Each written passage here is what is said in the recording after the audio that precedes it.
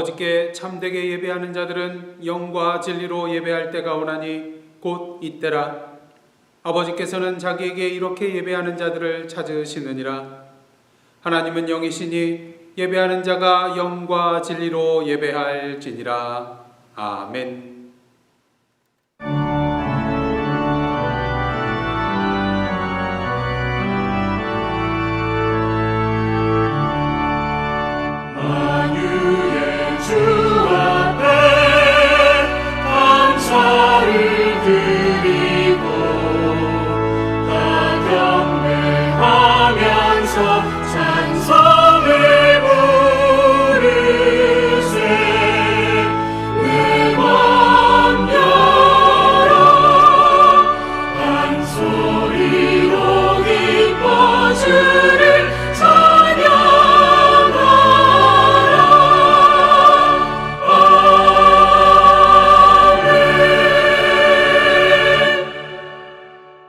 성시교독은 교독문 82번 빌립보서 2장입니다.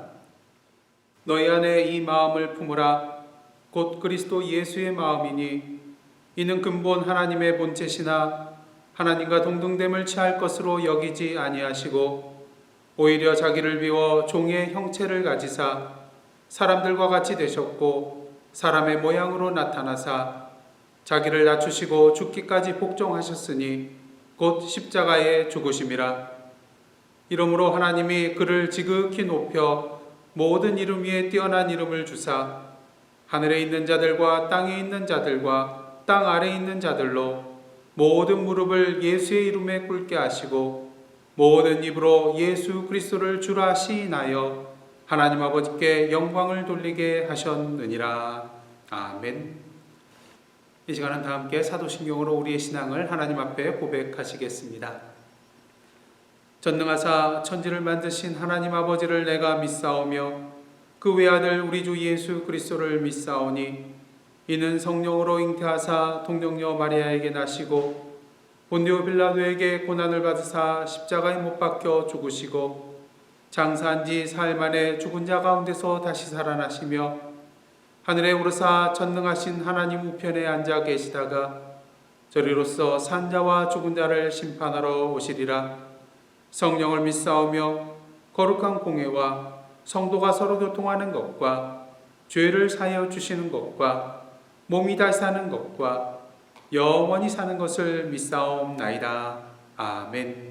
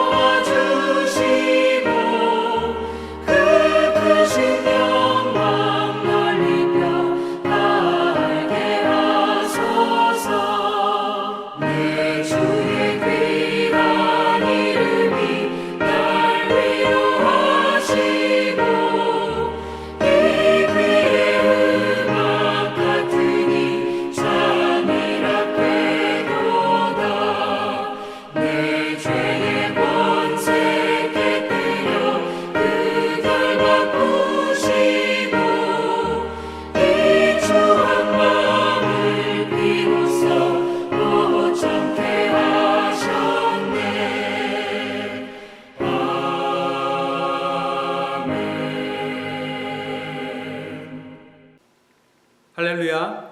거룩한 주일 맞이하여서 오늘 이 시간 각 가정에서 영상으로 예배드리시는 예사랑 가족 여러분들 주님의 이름으로 환영하고 축복합니다.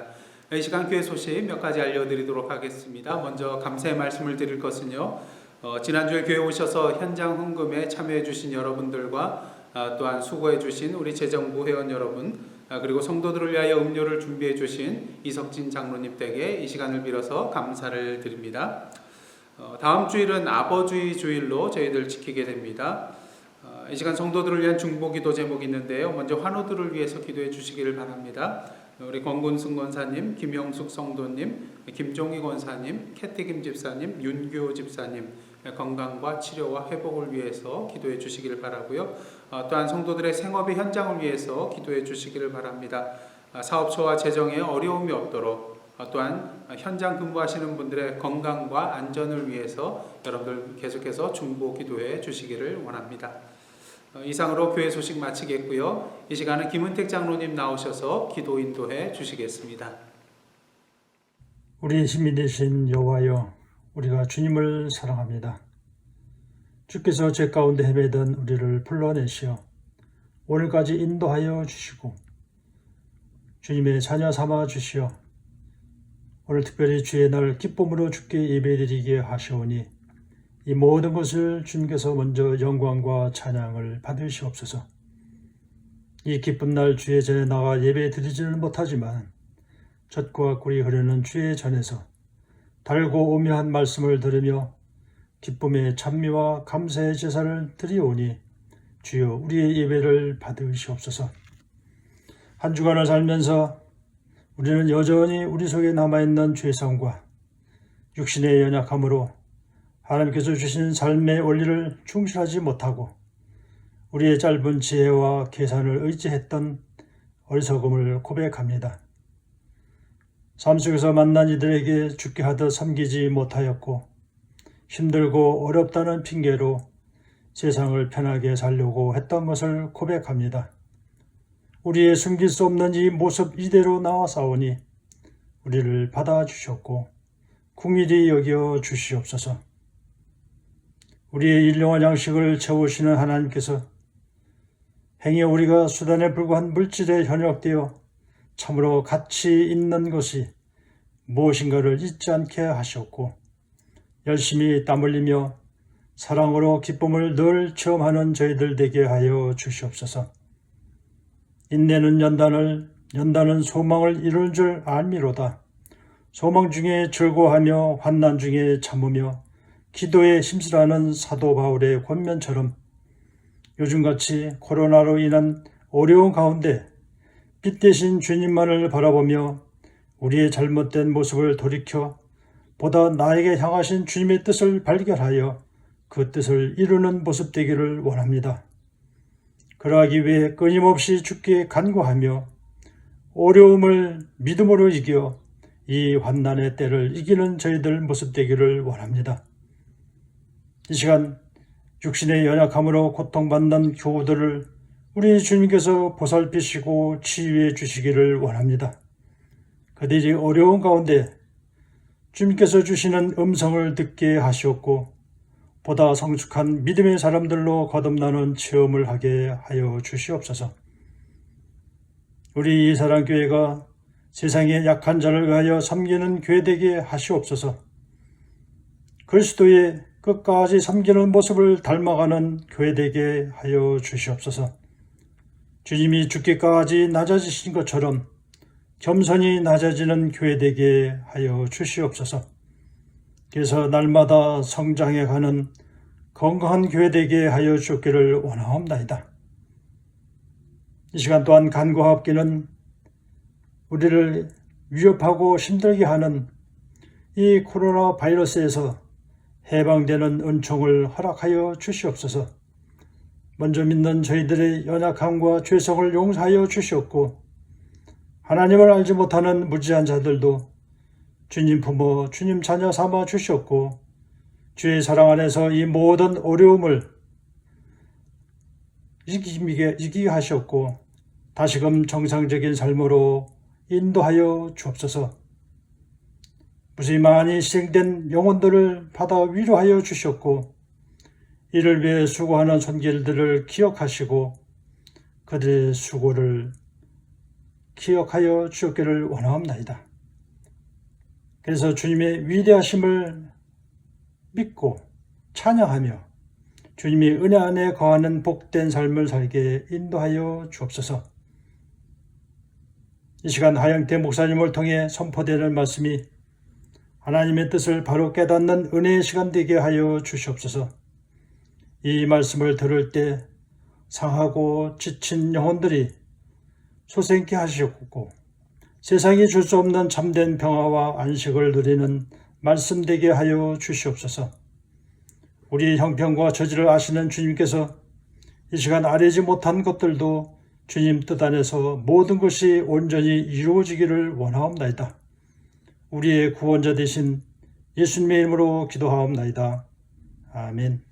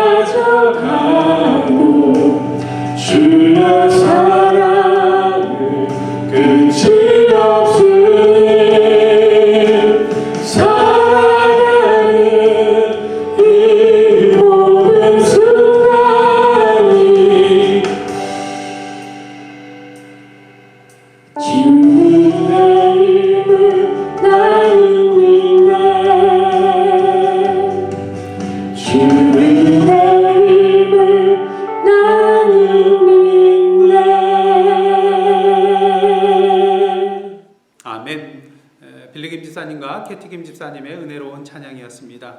함께 기도하시겠습니다. 하나님, 오늘도 주님의 말씀을 들고 단위에 섰나이다. 이 시간 성령으로 인쳐 주시어서 인간적인 모든 부분들은 십자가 뒤에 감추어 주시고 온전히 주님의 말씀만을 선포하는 진리와 은혜의 시간 될 수 있도록 인도하여 주옵소서. 예수님의 이름으로 기도드리옵나이다. 아멘. 오늘 이 시간 저희들에게 주시는 하나님의 말씀은 신명기서 5장 20절 말씀입니다. 저와 여러분이 한 목소리로 함께 합독하시겠습니다. 내 이웃에 대하여 거짓 증거하지 말지니라. 아멘. 이는 하나님의 말씀입니다. 여러분, 한국의 주부들이 남편에게 가장 많이 하는 거짓말이 무엇인지 아십니까? 그것은 이것이라고 합니다. 여보, 이거 싸게 주고 산 거야. 반면 남편들이 아내에게 가장 많이 하는 거짓말 중에 하나는요, 여보, 오늘 일찍 들어갈게 라고 합니다. 또한 부모들이 자녀들에게 하는 거짓말 중에 하나는요, 공부하기 싫으면 하지 마, 이러한 거짓말이라고 합니다. 선의가 되었든 악의가 되었든지 간에 누구든지 크고 작은 거짓말을 하면서 살아가게 됩니다. 그렇다면 사람들은 보통 하루에 몇 번이나 거짓말을 하게 될까요? 한 번이요? 두 번이요? 미국의 심리학자 로버트 펠드먼은 자신의 책 The Liar in Your Life라는 그런 책에서요, 보통 사람들의 60%, 다시 말해서 10명 중 6명은 10분간의 대화 속에서 평균 3번 정도의 거짓말을 한다고 주장을 하고 있습니다. 참으로 놀랍지 않습니까? 그러게 우리나라에 번역되어 출판된 이 책의 제목은요, 우리는 10분에 3번 거짓말한다, 이렇게 제목을 좀 다소 바꾸어서 출판을 했다고 합니다. 어떠한 이유가 되었든지 간에 오늘 우리는 거짓말이 난무하는 그런 시대에 살아가고 있다고 할 수가 있겠습니다. 특별히 정치인들을 보시기를 바랍니다. 빌공짜의 약속 약자를 써서 빈 공약들, 거짓말의 공약들을 남발하고 있는 것을 우리가 보게 됩니다. 또한 청문회에 나가서는 기억나지 않습니다, 이러한 말을 하고요. 또는 그럴싸한 거짓말로 자신을 방어하고 있는 것을 우리는 보게 되는 것이죠. 물론 이러한 이들에 대해서 비난할 수는 있지만 또한 우리 자신도 그러한 거짓말에 대한 비난에 대해서 자유로울 수는 없는 것 같습니다. 그러게 이 세상에서 가장 큰 거짓말이 무엇입니까? 나는 평생에 거짓말을 한 적이 없다. 이것이 가장 큰 거짓말이라고 하잖아요. 물론 선한 의도로 또한 자신도 모르게 거짓말할 때도 있습니다. 하지만 악의를 가지고 다른 사람을 해하고자 또는 자신의 이익을 위하여 고의로 다른 사람에게 해를 끼치면서 거짓말을 하는 사람들이 있다는 것입니다. 사실 이러한 문제는 결코 오늘만의 문제는 아닙니다. 인류 역사를 볼 때 거짓 증언으로 인하여 무고한 사람들이 죄를 뒤집어쓰고 또 심지어는 생명까지 잃게 되는 일들, 사회 공동체가 있는 곳이라면 어디에서든지 빈번하게 일어났던 바로 인류 공통의 문제가 바로 거짓 증언 또 거짓말의 그런 문제라고 할 수가 있기 때문인 것이죠. 그렇게 하나님께서는 이스라엘 백성들에게 십계명의 그런 계명을 주시면서 오늘 말씀처럼 제9계명으로 내 이웃에 대하여 거짓 증거하지 말지니라 명령하고 계신 것입니다. 그렇다면 이 말씀은 오늘 우리에게 어떠한 의미가 있는 것일까요?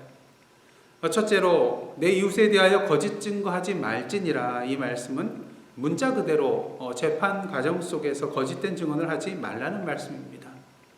그 이유가 무엇일까요? 사실 오늘에야 CCTV가 있고 또 과학적인 수사 기법을 통하여서 누가 범인이고 가해자인지 어느 정도 쉽게 그런 물증을 확보할 수 있는 그런 시대라고 할 수가 있습니다. 하지만 옛날은 어떻습니까? 확실한 물적 증거 없이 가장 확실한 증거가 될 수 있는 것은 무엇보다도 목격자의 증언이었다는 것이죠.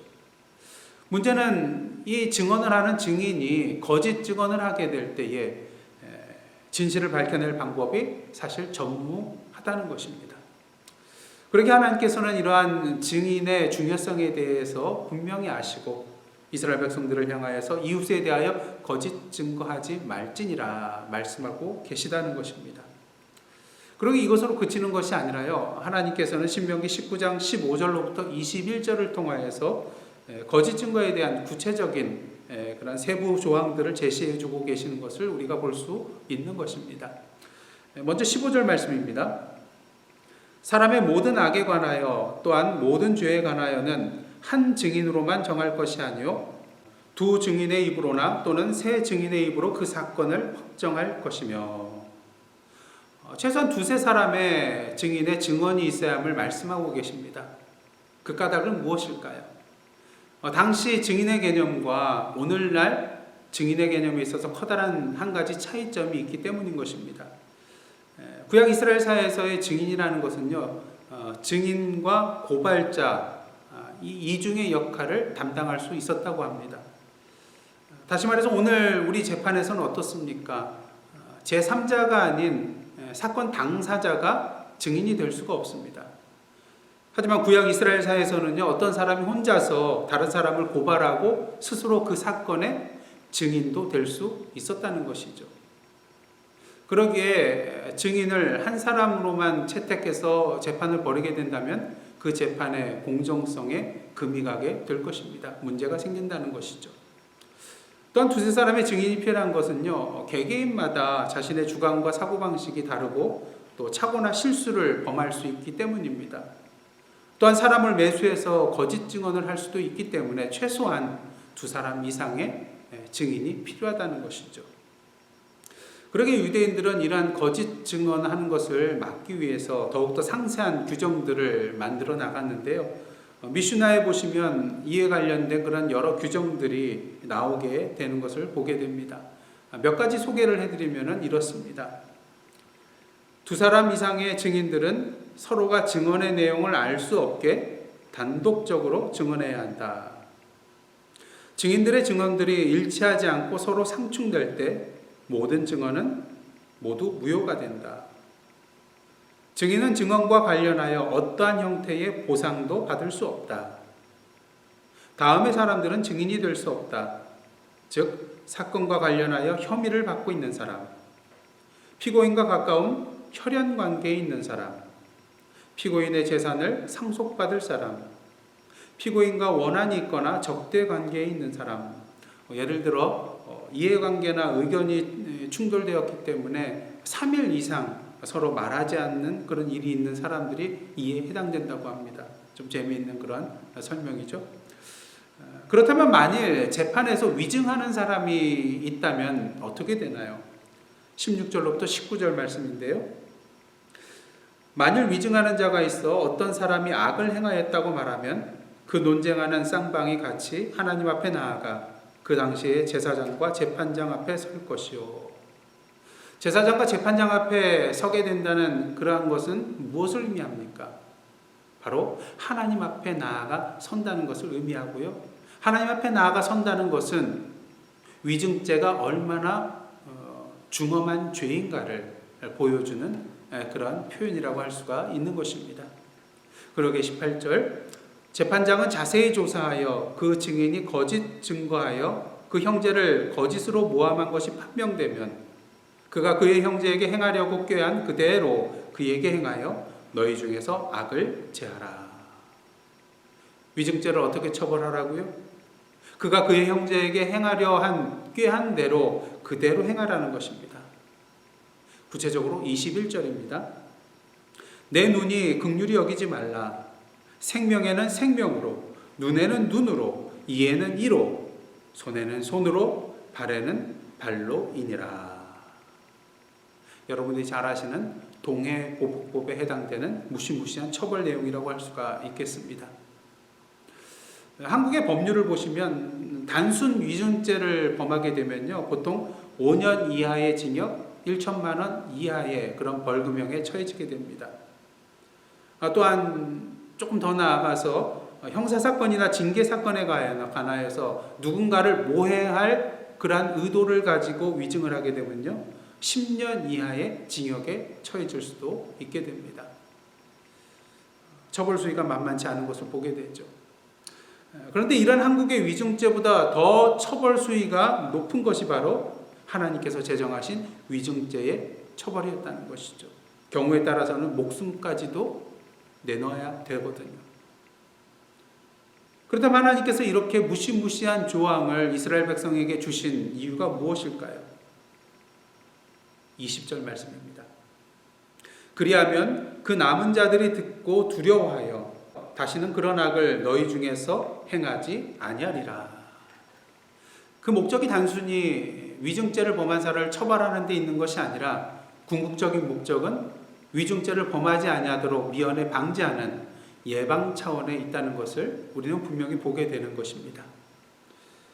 세계 국가별 청렴대회에서 매번 상위권을 유지하고요. 또한 아시아에서는 부동의 1위를 차지하고 있는 나라가 있는데 바로 싱가포르입니다. 사실 싱가포르라는 나라는요, 1965년 독립국이 되기까지 부정부패가 만연한 그런 나라였다고 합니다. 그러게 국가적인 신뢰도도 떨어지고요, 또 국가 차원에서 해외 투자 유치를 제대로 해낼 수가 없었습니다. 이런 가운데 싱가포르의 건국의 아버지라고 불리는 리칸유 총리는요, 사회 만연한 이 부정부패를 뿌리 뽑기 위해서 부패 방지는 선택이 아니라 국가 생존의 문제라고 여기면서 강력한 법과 정책으로 밀고 나아갔습니다. 그리고 그 결과 오늘의 아시아 청년 1등 국가를 이루어내게 된 것이죠.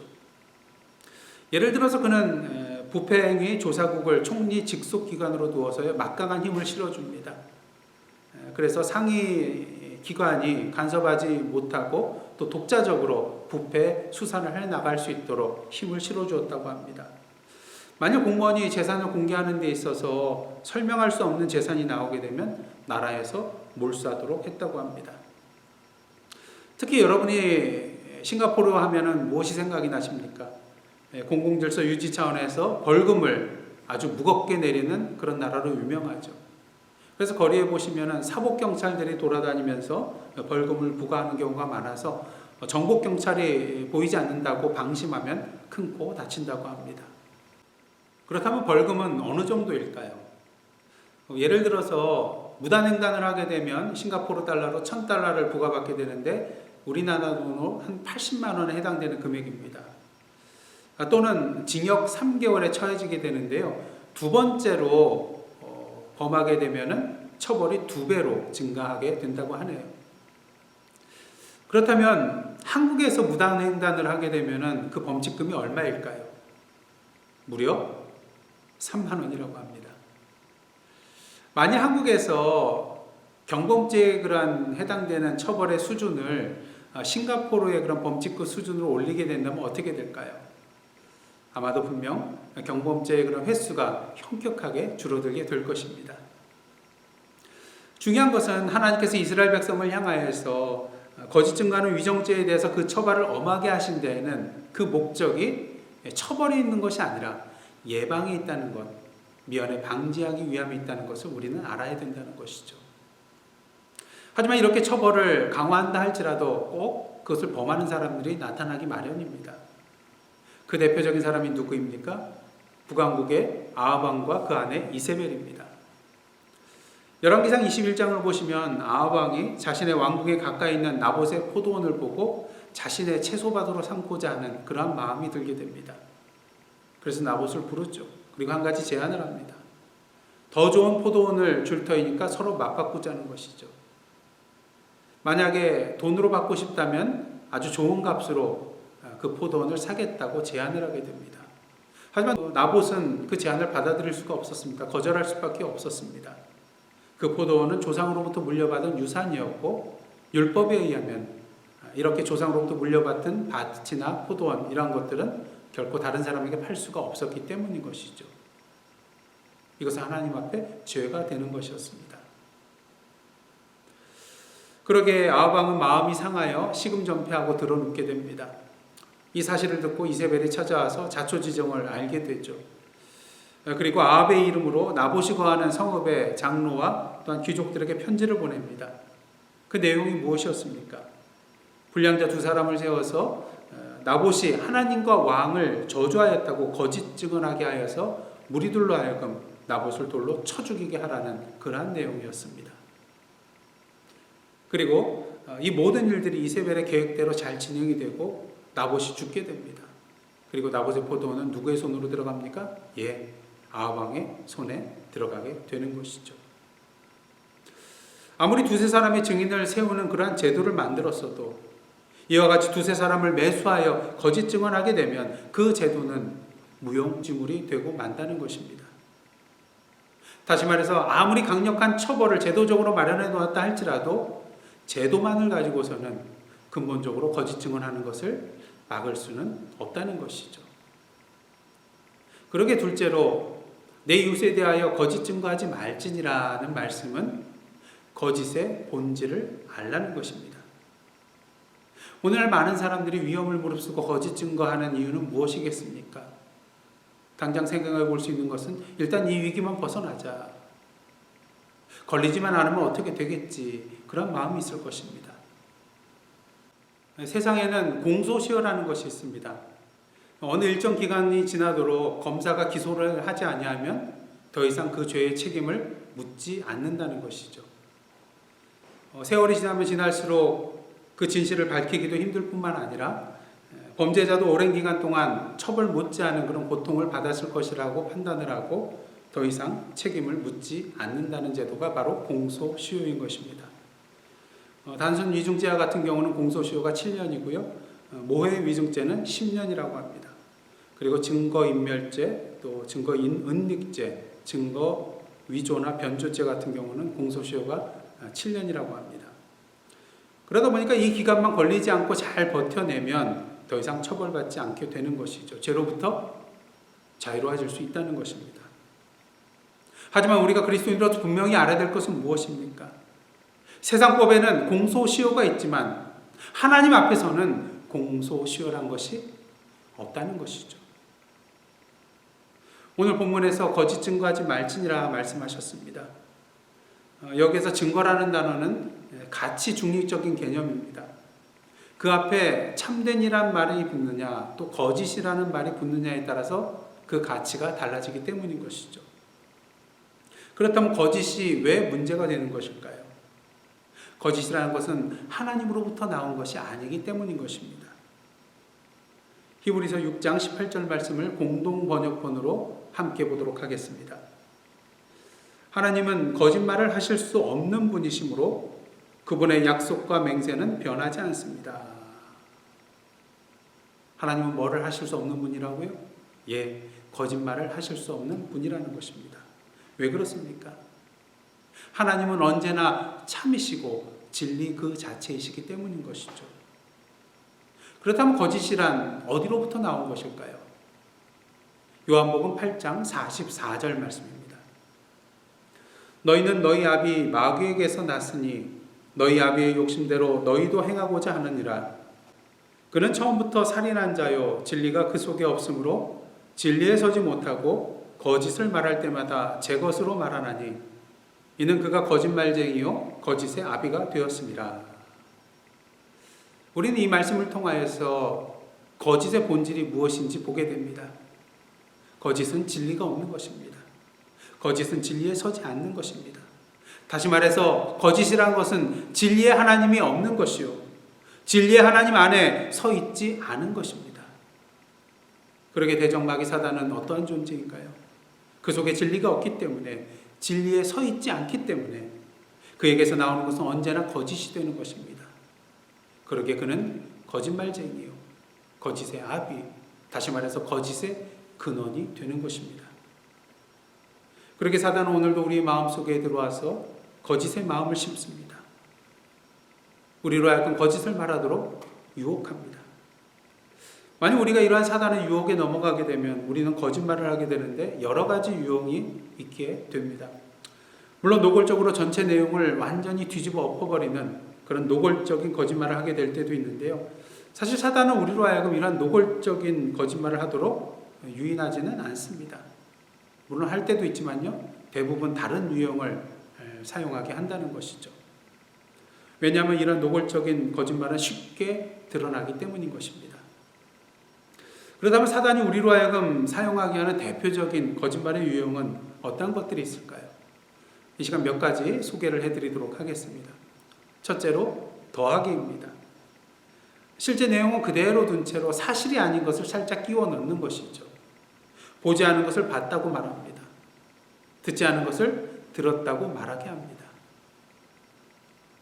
더하기가 있으니까 둘째로는요, 빼기입니다. 실제로 있었던 내용 중 중요한 요소를 하나 슬쩍 빼내는 것을 말하는 것이죠. 봤는데 못 봤다고 합니다. 들었는데 듣지 못했다고 말하게 하는 것이죠. 그다음 셋째로는 비틀기가 있습니다. 실제 내용 중 하나를 살짝 왜곡시키는 것을 말하는 것입니다. 보기는 보았고 듣기는 들었는데 실제의 내용을 다르게 말하는 것이죠. 또는 보고 들은 것에 대해서 객관적으로 말하지 아니하고 형평성을 잃고 이해관계에 따라서 다르게 해석을 하는 것을 말합니다. 예를 들어서 길을 가다가 과속하는 차량이 행인을 치는 것을 목격을 하게 됩니다. 분명히 과속이었어요. 그렇게 판단했습니다. 근데 사고 차량에서 운전자가 내리는데 너무나도 잘 아는 사이예요. 어떻게 됩니까? 다시 생각해 보죠. 그리고 곰곰이 생각해 보니까 차량이 과속한 것이 아니라 오히려 보행자가 차도로 갑자기 뛰어든 것일 수 있다는 생각을 하게 됩니다. 그리고 그쪽으로 마음을 굳히죠. 이것이 바로 비틀기의 거짓말입니다. 넷째로 다물기라는 것이 있는데요. 범죄 현장, 불의의 현장을 목격했음에도 불구하고 아무런 문제 제기도 하지 아니하고 입 다물고 침묵하는 경우를 말합니다. 더하기, 빼기, 비틀기는커녕 증언 자체를 아예 하지 않는 것이죠. 왜 그럴까요? 여러 가지 이유가 있을 수가 있습니다. 무엇보다 귀찮거든요.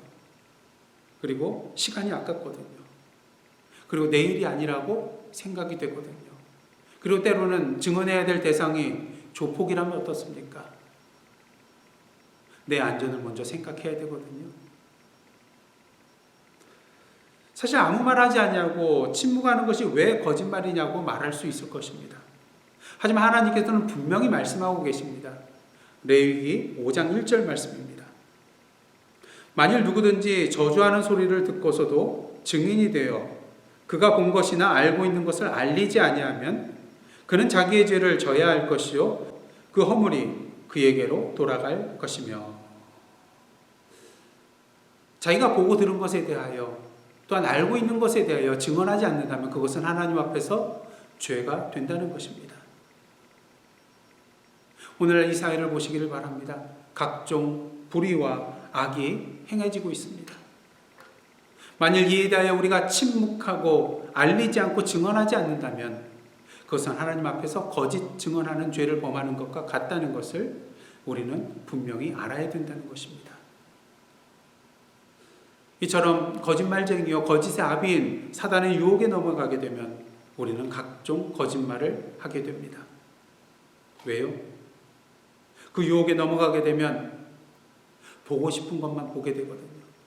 듣고 싶은 것만 듣게 되거든요. 말하고 싶은 것만 말하게 되거든요. 내가 마음에 원하는 것만 행하게 되거든요. 하지만 이러한 거짓의 결과는 무엇입니까? 지금은 비록 한숨 돌린 것 같고, 지금은 비록 나에게 유익이 되는 것 같고, 지금은 비록 미워하는 사람에게 복수한 것 같고, 지금은 비록 시간 낭비하지 아니하고 시간을 세이브한 것 같고, 지금은 비록 처벌당하지 아니하고 시간만 지나면 끝나버릴 것 같은 그런 생각이 들지만, 한마디로 그 모든 것이 내가 계획하고 뜻한 대로 잘 진행되고 있는 것 같지만 그 모든 것이 결국은 하나님이 말씀하신 제 9계명을 범하는 것이요 결국에는 헛되고 헛된 것이라는 것입니다. 오늘 본문에 나오는 거짓 증언이라는 그런 말에 있어서 거짓이라는 단어는요 히브리어로 샤브라는 그런 단어입니다. 오늘 본문처럼 거짓된다는 그런 뜻도 있지만 헛되다는 의미로 더 많이 사용되는 것을 우리가 보게 됩니다. 잠언서 30장 8절 말씀입니다. 곧 헛된 것과 거짓말을 내게서 멀리하옵시며 나를 가난하게도 마옵시고 부하게도 마옵시고 오직 필요한 양식으로 나를 먹이시옵소서. 여기서 헛된 것이라고 할 때 사용된 단어가 바로 샤브입니다. 무엇을 말합니까? 헛된 것과 거짓말은 결국 같은 것이라는 것이죠. 왜 이것이 같은 것일까요? 앞에서 말씀드렸다시피 거짓이란 무엇입니까? 진리를 떠난 것입니다. 바로 하나님을 떠난 것이죠. 오히려 거짓말쟁이 사단에게 속해 있는 것이 거짓일 것입니다. 그러게 지금은 아무리 좋아 보인다 할지라도 그 거짓의 결과는 결국 헛된 것이라는 것이죠. 앞에서 말씀드렸던 아합왕과 이세벨 두 명의 거짓 증언자를 내세워서 나봇을 죽게 하고 그 포도원을 차지하게 됩니다. 하지만 그것이 그들의 결국은 아니었습니다. 하나님께서는 그들의 죄를 그대로 내버려 두시지 않았거든요. 엘리야를 보내어서 아합이 하나님의 재앙을 받아 쓸어버림을 당하고 개들은 이세벨을 먹게 될 것이라고 예언하여 주십니다. 그리고 하나님의 말씀이 그대로 아합 왕과 이스라엘에게 이루어지는 것을 우리는 목도하게 되는 것입니다. 앞에서 하나님께서 말씀하신 바 거짓 증언에 대하여 생명은 생명으로 벌하겠다는 그 하나님의 말씀이 그들의 결국이 되었다는 것이죠. 우리는 제9계명의 말씀을 통하여 거짓의 본질이 무엇인지 분명히 알아야 됩니다. 거짓의 본질은 진리이신 하나님을 떠나서 거짓말쟁이인 사단에게 속해 있는 것으로 그 결국은 멸망의 헛된 것이라는 것입니다. 그러게 셋째로 내 이웃에 대하여 거짓 증거하지 말지니라는 말씀은 진리 안에서 우리의 이웃이 누구인지 분명히 보라는 말씀입니다. 하나님께서 말씀하셨습니다. 내 이웃에 대하여 거짓 증거하지 말지니라. 누구에 대하여서요? 내 이웃에 대하여. 그냥 이웃이 아닙니다. 내 이웃에 대하여. 오늘도 많은 세상 사람들이 자신의 이웃에 대하여 거짓 증거하며 나아가는 이유는 도대체 무엇이겠습니까? 그 안에 진리가 없기 때문입니다. 하나님을 떠나 있기 때문입니다. 하나님의 진리의 말씀이 그 안에 살아있지 않기 때문인 것이죠.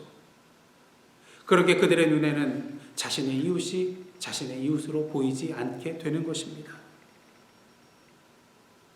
만약 우리의 이웃이 우리의 이웃으로 보이게 된다면 결코 그 이웃에 대하여 우리는 거짓 증거하지 않게 될 것입니다. 이번 코로나 사태 가운데 정말로 용서받지 못할 사람들이 있는데요. 어떠한 사람들입니까? 자기가 코로나 바이러스에 감염됐다는 것을 알매도 불구하고 그 사실을 감추고 그 사실을 속이고 거짓말하면서 돌아다니므로 말미암아 다른 사람들에게 코로나를 전염시킨 사람들이라고 할 수가 있겠습니다. 만일 자기가 접촉할 사람이 사랑하는 가족이었다면, 사랑하는 이웃이었다면 그렇게 하였을까요? 누가복음 10장을 보시면 한 율법 교사가 예수님께 나와서 어떻게 해야지 영생을 얻을 수 있겠습니까? 질문을 합니다. 이 예수님은 율법에 어떻게 기록되었고 그것을 어떻게 이해하느냐 다시 되묻습니다. 이에 율법 교사는 하나님 사랑과 이웃 사랑을 말하고요. 예수님은 이에 대하여 대답이 옳도다 하시면서 이를 행하라 말씀하십니다. 이에 율법 교사가 다시 질문합니다. 그렇다면 내 이웃이 누구니까? 이에 대하여 예수님께서는 여러분이 잘 아시는 선한 사마리아 사람 비유의 말씀을 해주시게 됩니다. 길에 강도 만난 사람이 있습니다. 이를 보고 제사장과 레위인은 그냥 지나쳐갑니다. 하지만 사마리아 사람은 그를 보고 불쌍히 여겨서 그를 치료해주고 주막으로 데려가 돌봐준 후에 그 다음날 떠나면서 주막 주인에게 돈을 주고 돌봐줄 것과 또 비용이 부족하면 다시 돌아올 때에 그 돈을 갚겠노라 하면서 길을 떠나는 것을 보게 됩니다. 예수께서는 이 비유의 이야기를 마치신 후에 율법교사에게 질문하십니다. 네 생각에는 이 세 사람 중에 누가 강도 만난 자의 이웃이 되겠느냐? 자비를 베푼 자니이다. 이에 예수께서 말씀하십니다. 가서 너도 이와 같이 하라. 가서 너도 이와 같이 하라. 어떠한 의미입니까? 너도 선한 사마리아 사람처럼 가서 세상 사람들의 이웃이 되어 주라는 것입니다. 중요한 것은 사실 당시 유대인들에게 있어서 이웃은 누구입니까? 자신의 동족 이스라엘 백성의 테두리를 벗어나질 못했습니다. 그들은 이방인이었거든요. 하나님의 백성이 아니었거든요. 그들은 결코 그들의 이웃이 될 수 없었습니다. 그런 의미에서 예수님께서 율법사에게 하신 가서 너도 이와 같이 하라는 말씀은 무엇을 의미합니까? 이제 너의 제한된 그 이웃의 범위를 뛰어넘어서 그 이웃의 범위를 넓혀서 그들을 사랑하라는 것입니다. 그들의 이웃이 되어주라는 것입니다. 저는 이 시간 오늘 하나님께서 우리에게 주신 제 9계명의 말씀을 선한 사마리아 사람의 비유의 말씀에 빗대어서 적용해 보기를 원합니다. 만약 우리가 오늘도 우리의 이웃에 대하여 거짓 증거한다면 우리는 어떠한 사람이 되는 것일까요? 이는 마치 무고한 사람의 물건과 돈을 빼앗은 강도가 되는 것이고, 그 강도 만난 사람을 보고도 그냥 지나쳐간 제사장과 레위인이 되는 것입니다. 우리의 거짓 증언으로 말미암아 오늘도 우리의 이웃을 해할 수도 있고요, 우리의 참된 증언으로 말미암아 그 이웃을 살릴 수 있음에도 불구하고 죽게 내버려두는 죄를 범할 수도 있기 때문인 것입니다. 레위기 19장 18절에서 하나님께서 이런 말씀을 하십니다. 내 이웃 사랑하기를 내 자신과 같이 사랑하라. 나는 여호와이니라. 저와 여러분의 이웃은 누구입니까? 만약 우리가 거짓의 영인 사단 안에 서 있게 된다면 우리는 결코 우리의 이웃이 누구인지를 볼 수 없게 됩니다. 하지만 오늘도 진리이신 하나님 앞에 우리가 서 있다면, 진리의 말씀이신 예수 그리스도 안에 거하게 된다면, 오늘도 진리의 영이신 성령께서 우리 안에 내주하시고 충만하게 역사하실 때에 그 성령께서 우리의 영안을 밝혀주신다면 우리는 비로소 우리의 이웃이 누구인가를 분명히 보게 될 것입니다. 그들에 대하여 무엇을 말해야 될지, 그들에 대하여 무엇을 행해야 될지 분명히 알게 될 것입니다. 오늘도 하나님께서 말씀하십니다. 내 이웃에 대하여 거짓 증거하지 말지니라.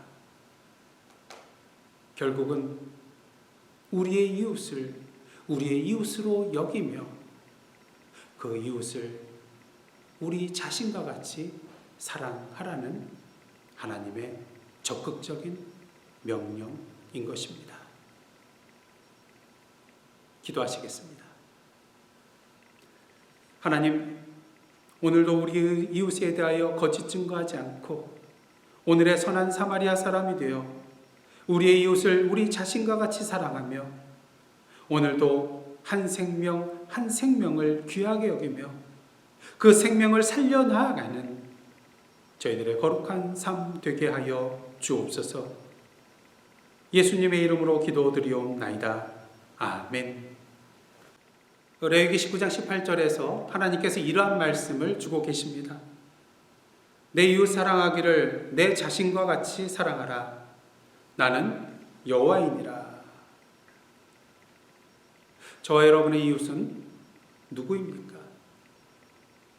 만약 우리가 거짓의 영인 사단 안에 서 있게 된다면 우리는 결코 우리의 이웃이 누구인지를 볼 수 없게 됩니다.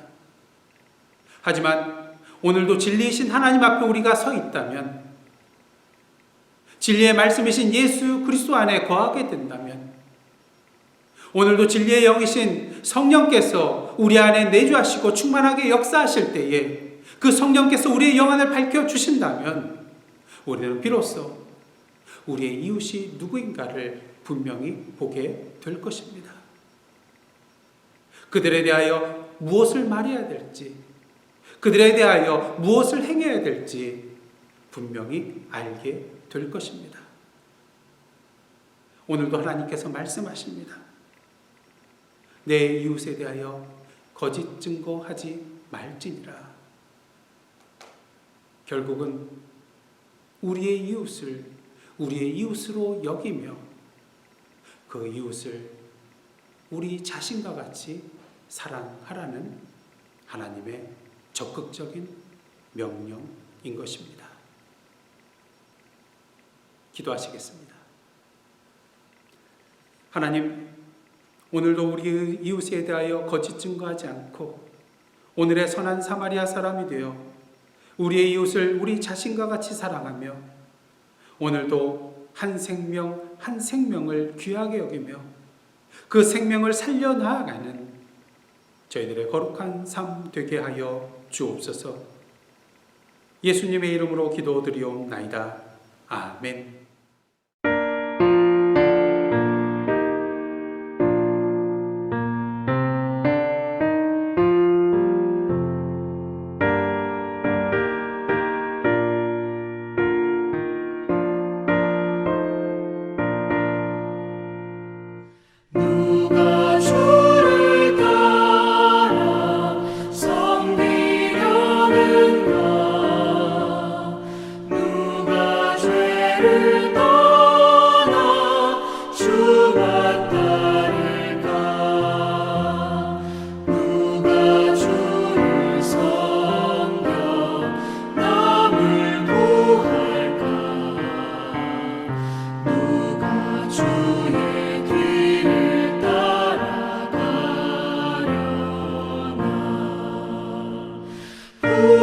부르심을 받아 주의 은혜로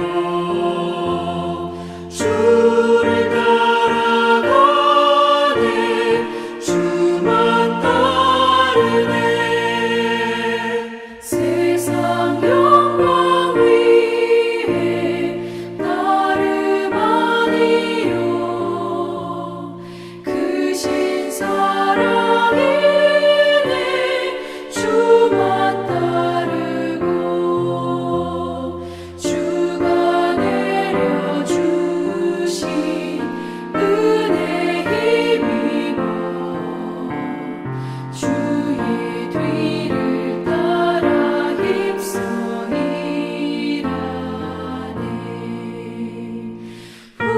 부르심을 받아 주의 은혜로 주를 따라가네 주만 따르네 환난 비방 많고 원수가 많아 주의 용사도 힘이 강하니 누가 능히 이겨 넘어뜨리랴 변함없는 진리 승리하리라 기쁜 찬송하며 주의 은혜로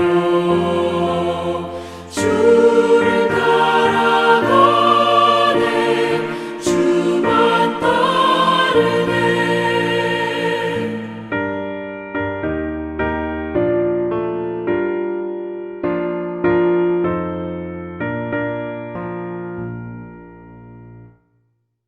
이제 다 같이 찬송 50장 1절 부르시며 하나님 앞에 봉헌하시겠습니다.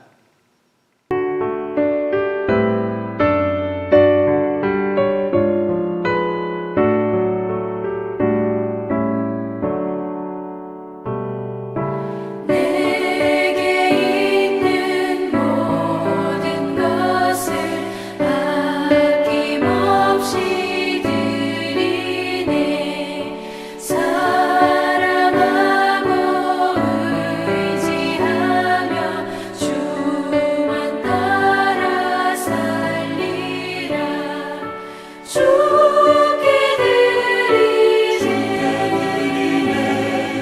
주께 드리네 사랑하는 구주 앞에 모두 드리네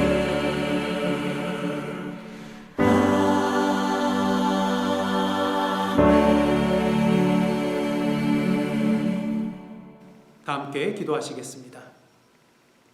하나님, 지난 한 주간 주님의 진리와 생명으로 저희들을 붙들어 주시고 인도하여 주신 은혜에 감사드립니다.